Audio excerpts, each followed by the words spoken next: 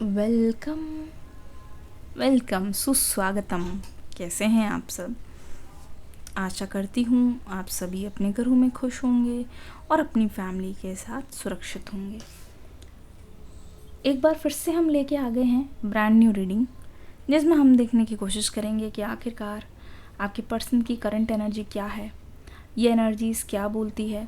चलिए शुरू करते हैं। अपने पर्सन के बारे में सोचिए, जितनी भी पॉजिटिव एनर्जी है अपने मन में लाइए, जितनी भी फ्यूचर में आप चीज़ें चाहते हैं उसके बारे में सोचिए और धीरे धीरे करके आपके पर्सन की करंट एनर्जी तक पहुंचने की कोशिश करेंगे। चलिए शुरू करते हैं।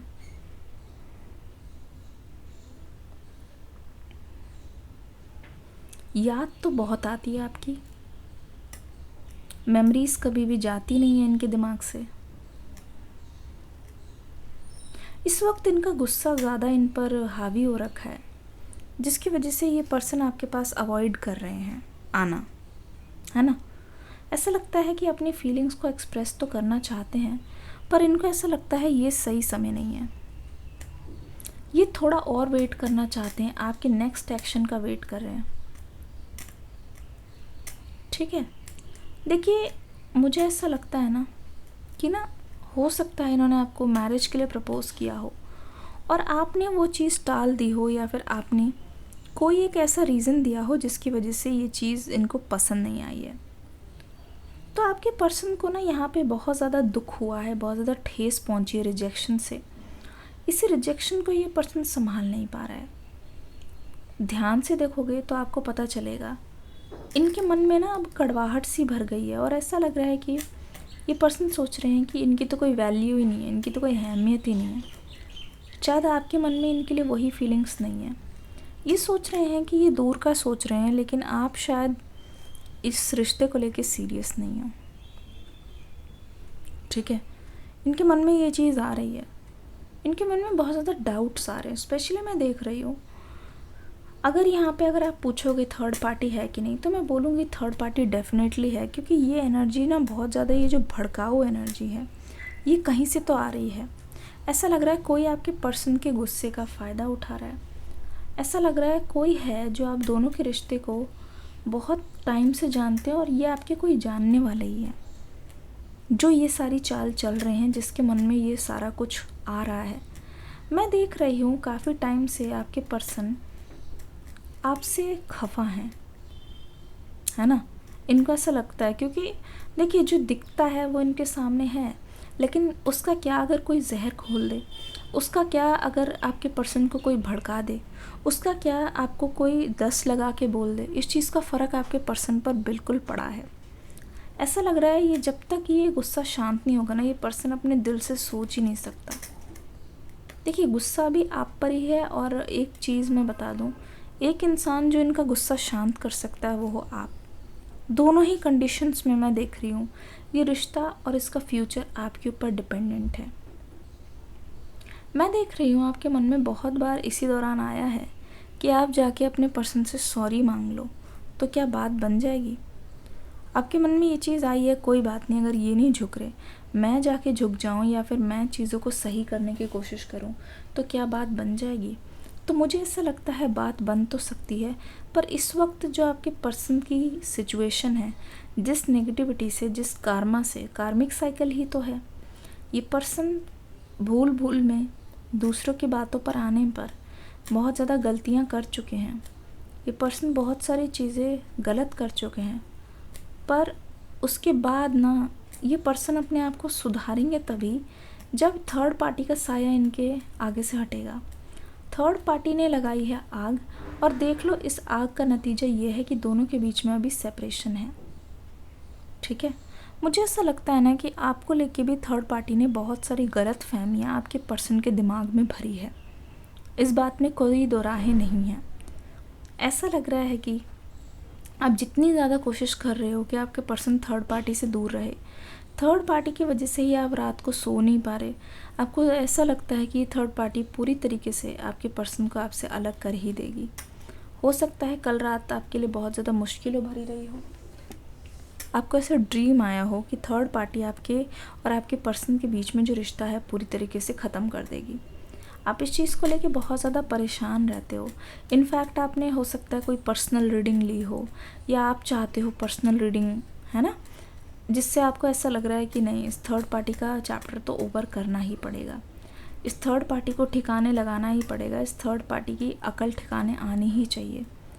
तो ऐसा लग रहा है कि आप अपने पर्सन को पाना चाहते हो, लेकिन थर्ड पार्टी को कैसे भगाना है, आपको इस बारे में बहुत ज़्यादा कन्फ्यूजन है ना, इस चीज़ को लेके बहुत ज़्यादा कन्फ्यूजन है।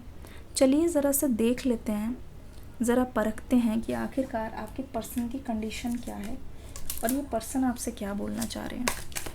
चैनल पे पहली बार आए हैं तो सब्सक्राइब ज़रूर कीजिएगा, डेली यहाँ पे रीडिंग्स आ रही है। देखो ये क्या बोल रहे हैं, I can't handle your words right now. देखो जैसे ना भड़काया जा रहा है ना, जैसे ऐसा लग रहा है पर्सन को, तो मैं बता रही हूँ, उप्स कोई बात नहीं, तो ऐसा लग रहा है ना कि अभी ना इस वक्त आप कुछ भी बोलोगे ना, ये पर्सन उस बात को सुन नहीं पाएंगे, उस चीज़ को हैंडल नहीं कर पाएंगे। क्यों? झूठ का पर्दा इनके ऊपर पड़ा हुआ है। ऐसा लग रहा है सारी चीज़ें इनको भड़काई जा रही है, सारी चीज़ें इनको बोली जा रही है, इनको ब्रेन वॉश किया जा रहा है। तो ये कैसे सुन सकते हैं आपकी बात? कोई भी चीज़ आप बोलोगे इनको इस वक्त वो चीज़ समझ भी नहीं आएगी, मैं आपको पहले ही बता दूँ। क्या क्या रेजोनेट किया आपसे, रीडिंग कैसी लगी बताइएगा ज़रूर, ठीक है। Oh my goodness, I want to touch you. साफ साफ ये पर्सन बोल रहे हैं, अपनी फीलिंग्स को एक्सप्रेस कर रहे हैं, इन्होंने बोल दिया I want to touch you. इसका मतलब ये है कि पर्सन मिलकर ही आपसे सारी बात को सुलझाना चाहते हैं, सारी बात को सॉल्व करना चाहते हैं, क्योंकि ये जान गए हैं कि अब दूर दूर से बात नहीं हो सकती, जो भी बात होगी सामने ही होगी, ठीक है। आमने सामने ही आपको फेस करेंगे, ठीक है।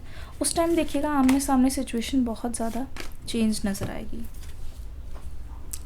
I am really bad at commitment, ये कह रहे हैं इस वक्त ये कमिटमेंट नहीं दे सकते, ये बहुत ज़्यादा बुरे हैं अपनी बात को कम्युनिकेट करने में, अपनी चीज़ों को बताने में। I am currently working on becoming the best version of my self.